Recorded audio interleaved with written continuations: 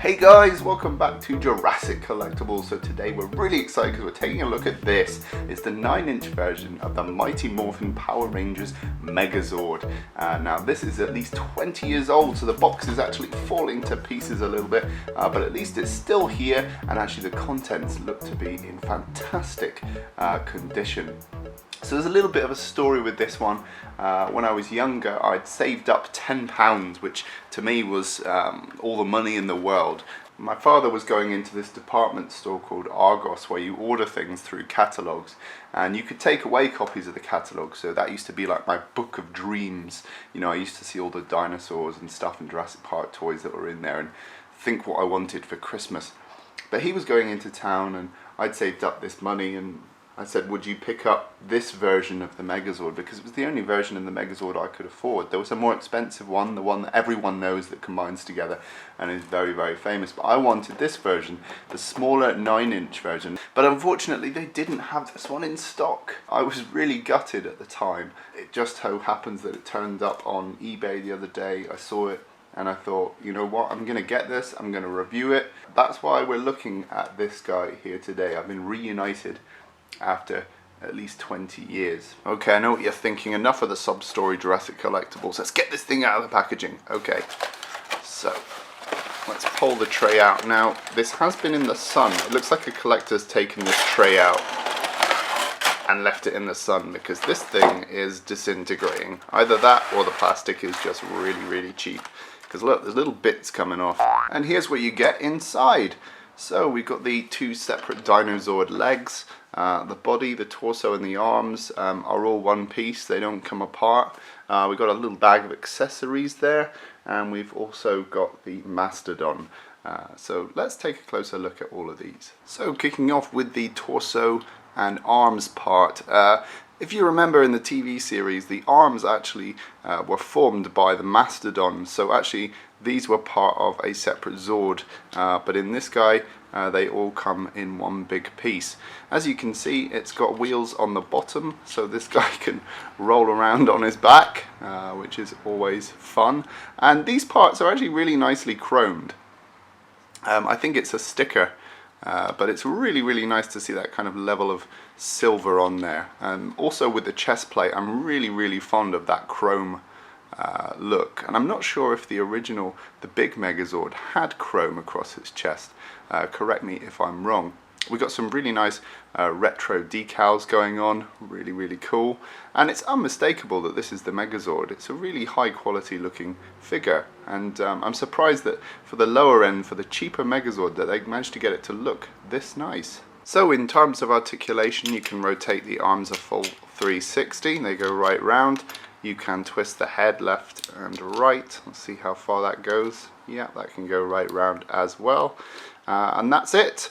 To be honest, the Megazords were never something that you expected to be well articulated. But these are very cool. Okay, moving on to the blue Triceratops Zord. And this one boasts its own style. Compared to the bigger transforming Megazord, this one looks more rounded and chunky, and I'm quite fond of that. I like the sculpted plastic detail and also these nice decals that they've applied on the side.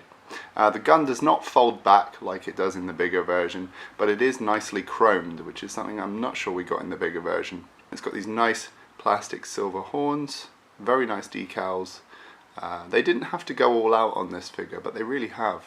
On the bottom we've got wheels, and again this one rolls, and the head can turn up to turn this into the leg. Okay, so next up is the saber-toothed tiger, and again we got some really nice chrome parts going on here. Chrome feet and the chrome gun. Again, this doesn't fold back, but it's nice to have there nonetheless. And really nice sticker detail on the side. I love the coloration going on here. Again, we got wheels on the bottom, no fold out legs, but the head does turn to form the leg. Last but not least is the mastodon, and this one has obviously been made quite flat.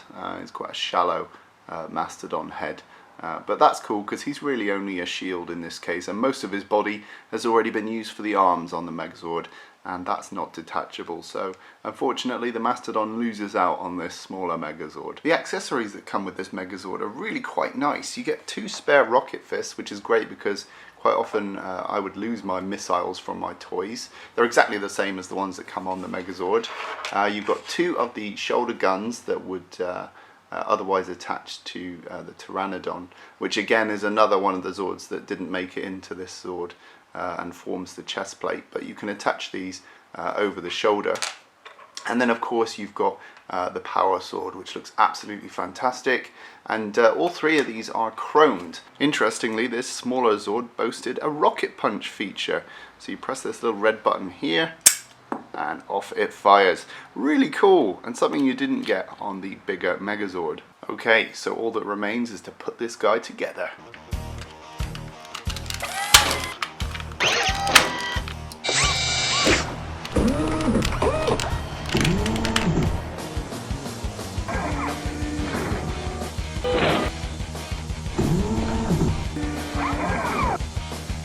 Here is the completed 9-inch Megazord. I think he looks absolutely fantastic, and in a way competes with the bigger Megazord. Because of all this lovely chrome, it just looks absolutely fantastic. And I think I would have been over the moon if I'd got this back in the day. It kind of makes me a little sad that they were out of stock at Argos. Well, I hope you enjoyed this look at the 9-inch Megazord. He's going to go on my shelf and stand there proudly. And yeah, I think he's a great piece, definitely worth picking up, and it's kind of cool that I managed to get hold of this guy finally. Okay guys, rate, comment and subscribe, and I'll see you in the next review.